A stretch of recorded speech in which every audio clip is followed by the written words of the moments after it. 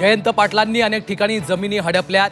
Zee 24 तासच्या to the point मधून पडळकरांचे जयंत पाटलांवर खळबळजनक आरोप, मुख्यमंत्र्यांकडे तक्रार करण्याचाही इशारा। सांगलीतील व्यापारी रमेश पोरवाल यांची जमीन हडपण्यासाठी जयंत पाटील हेलिकॉप्टरने बेळगावला गेले। पोरवालांच्या मृत्यूनंतर त्यांचे अंगठेचे ठसे घेतले। झी 24 तासच्या विशेष कार्यक्रमात पडळकरांचा गौप्यस्फोट। सांगलीतील साखर कारखाने जयंत पाटलांनी हडपले। टू द पॉइंट मधल्या कार्यक्रमातून पडळकरांचा जयंत पाटलांवर खळबळजनक आरोप, चौकशीची मागणी।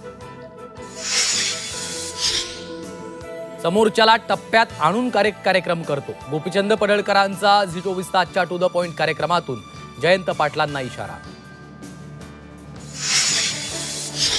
घराघरात मनात माझं नाव आहे, तुला जर 12 परसाच्या खड्ड्यात गाडला नाही तर गोपीचंद पडळकर माझं नाव नाही।